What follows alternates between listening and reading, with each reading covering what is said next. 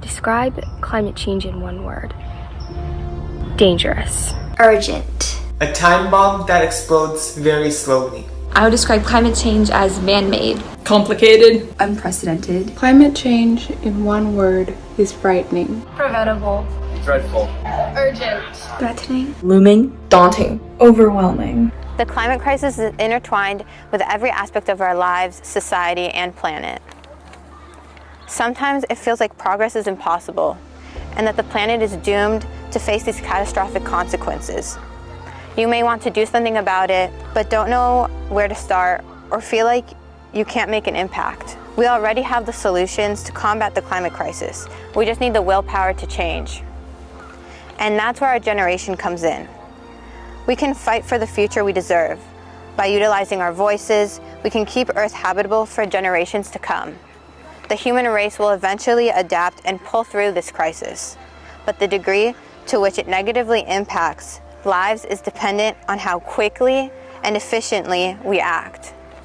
On an individual scale, lifestyle changes such as carpooling, taking public transportation, walking and biking, and being mindful of your electricity usage all create a very meaningful impact. Personal actions like these are important, but in reality, individuals aren't solely responsible for climate change. We fit into a larger system where big corporations and societal structures are the root of the problem. Oil and coal companies hold substantial influence over our society because of our reliance on fossil fuels in nearly every aspect of our lives, in homes, transportation, and industries. But there's a lot that we can do to change this. We need to shift our reliance away from fossil fuels through vast social and economic changes. Our energy should be generated through renewable sources like solar, wind, and geothermal. Renewable energy is becoming more efficient and affordable every year, both on a large scale, such as on solar and wind farms, and on a smaller scale on homes and over parking lots. Once our electricity is sourced from renewables, homes, buildings, and schools need to replace gas appliances with energy-efficient electric ones. For instance, installing electric water heaters and electric ACs. Ultimately, the societal shift to renewable energy will keep fossil fuels in the ground instead of disrupting the natural carbon cycle. There are already methods of sequestering carbon in the atmosphere, like carbon capture technologies. Natural carbon sequestration comes from forests and natural spaces. Other practices help us live more sustainably and restore natural cycles. For example, regenerative agriculture can revitalize the land and better feed the world. Additionally, we use a disproportionate amount of resources to produce meat and dairy. Thus, we need to increase our reliance on sustainable farming and decrease our consumption of meat. Furthermore, we need to change the ways that we plan our cities and transportation networks to become more efficient and functional. Cities that are built with sustainability in mind prioritize pedestrians, public transit, and bikes over cars. Examples of this would be more bike lanes and sidewalks, and moving car parking lots underground and off our streets. As we begin to make these transitions, we should also shift from gas-powered cars and other vehicles to electric.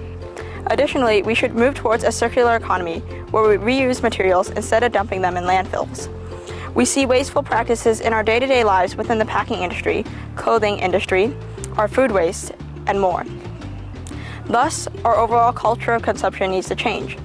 We need to de-emphasize wasteful trends and focus on the 6 R's. Refuse, reduce, repair, reuse, repurpose, and recycle. There are so many tools that already exist. We just need to use them. That's why advocacy, in particular the youth voice, is key to fostering systemic change. The youth voice is powerful. When we speak, elected officials listen. You don't have to be an expert to advocate. By simply expressing your passion for issues in public meetings, you can make a huge difference. There are many ways you can be an environmental advocate. You can talk to administrators at your school and speak at your school district board meetings. You can express your opinions at city council meetings, commission meetings, and at the county and state level.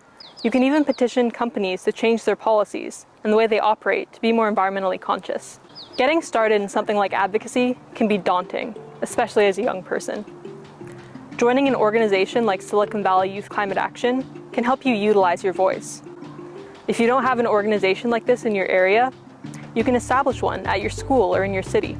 This could also look like expanding a school environmental club, finding a mentor who's already into activism or environmentalism, or reaching out to an already established organization to get advice, Organizations like these not only create support networks and strengthen your impact, but also encourage other young people and adults to speak up and take action. Your city is most likely required to have meetings open to the public, and city officials are looking for public input, especially from the youth. These spaces exist for people like you to share your thoughts and opinions. Check your city website for upcoming meeting agendas, as well as other information on how to participate. And of course, one of the most important and easiest ways you can use your voice is to vote. Pre-register to vote when you're eligible, and once you're of age, make sure to cast your ballot in every election, local, state, and national. Increased youth voter turnout would lead for impactful environmental policies to be enacted more quickly. As young people, we're going to be living the future created by the politicians we elect and the measures we pass. So make sure to make your voice heard and cast your ballot for the future you want to see. Another huge part of your environmental impact in your life is your career choice. Green careers are often high-paying and stable, and they're also in all kinds of fields. There are hundreds of green jobs that are not talked about, and some careers don't even require a 4-year college degree. For example, wind turbines, technicians, and solar panel installers, which are some of the fastest growing jobs in the US. There is already an abundance of options and pathways, and post-secondary education can further open up these possibilities for these careers. There are many valuable college courses that focus on environmental issues and solutions. Green jobs keep growing, largely due to investment from private and public sectors.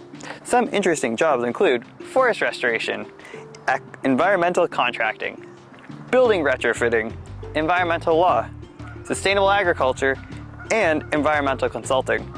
More scientific careers can include hydroelectric engineers, renewable energy engineers, food scientists, and meteorologists. Governments at every level need government advisors, coordinators, policy experts, and more. As we've discussed, the environment is impacted by every aspect of our lives, which means public agencies need employees specializing in water, waste management, transportation, trees and vegetation, building design, and so much more. You can become an inventor or entrepreneur and create your own jobs and solutions to aid the environment. There are many successful environmental companies that were once small startups. Additionally, the nonprofit sector is one of the biggest markets for green careers. They focus on a variety of issues, such as climate education, civil rights, or conservation.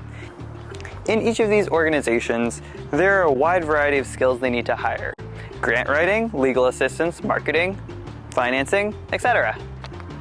The amazing thing is, climate action is so interdisciplinary that it can be applied to any career. You can turn your dream job, even if it isn't closely tied to the environment, into a green job within its own capacity.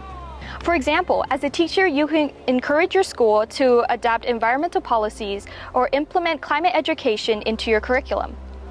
If you're interested in the medical field, more climate-knowledgeable healthcare professionals are needed due to the rise in climate change-induced health problems. No matter your job, you can ask your workplace to commit to a zero-emission plan.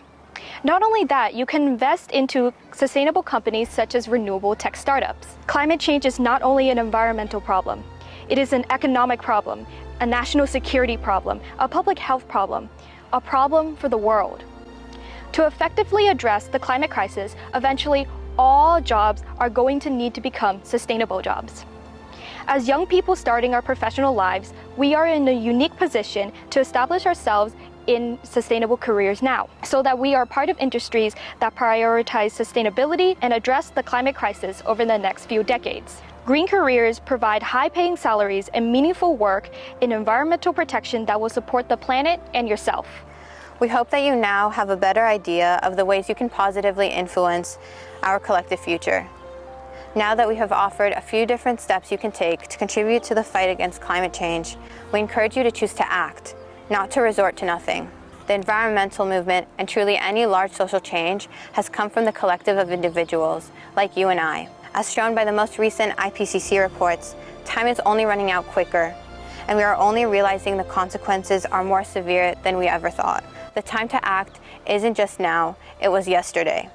So don't turn away from this crisis, but choose to confront it with us head on, as we all need to in the coming years.